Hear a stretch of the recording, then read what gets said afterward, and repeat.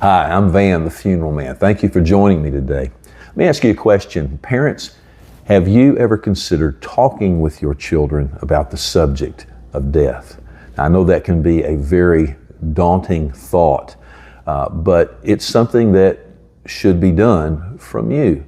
For example, they're going to learn about death, they're going to hear about death through a television program, a book, a pet dies, a family member they hear about, you talking about the death of that person.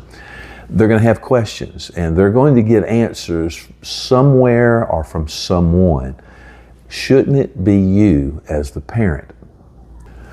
There are various philosophies about death. So this means that you're going to have to decide yourself where you land on this subject. One philosophy is atheistic naturalism. A person who would represent that philosophy would be the man named Richard Dawkins.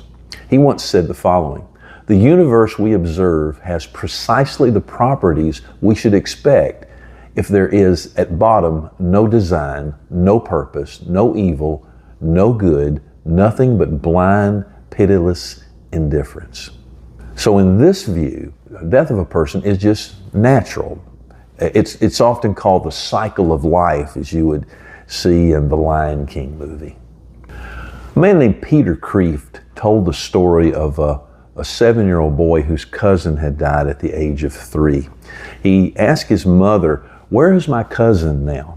Well, the mother did not believe in God, had no belief in the afterlife, and so she really couldn't talk about heaven with any integrity.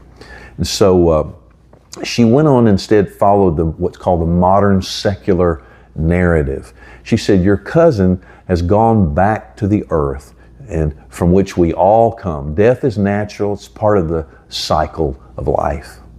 So she then said, "When you see the earth put forth new flowers next spring, it's your cousin's life that is fertilizing those flowers."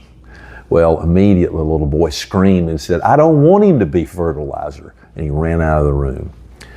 You see, what he was expressing was the natural sense that when we hear of death, it's something we abhor. It's not right. It's not the way things should be. It's not natural.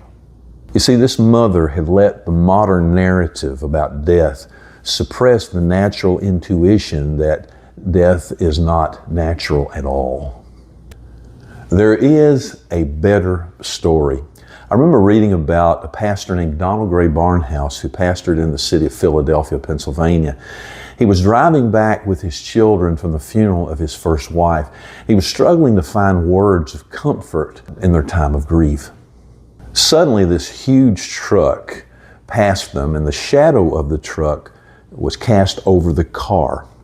Within a matter of seconds, Barnhouse had inspiration. He had something he thought, "I can tell my children and explain this."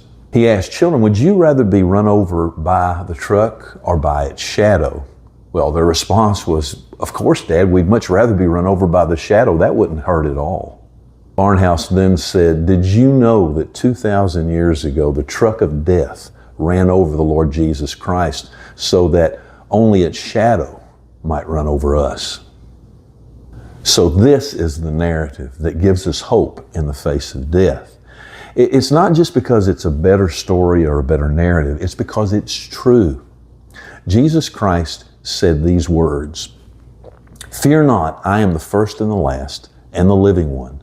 I died, and behold, I am alive forevermore, and I have the keys of death and Hades." The best thing that you can do as a parent as you talk to your child about this subject of death is tell them about Jesus Christ and what He has done for them so that they may put their hope in Jesus. Now, you might have questions or thoughts about this whole subject as you approach talking to your children about death. I'd love to hear from you. Down in the comments section, leave your questions or comments. I hope you will like this video and consider subscribing to this video. I'd love to hear from you. I'm Van, the funeral man, living with hope in life and in death.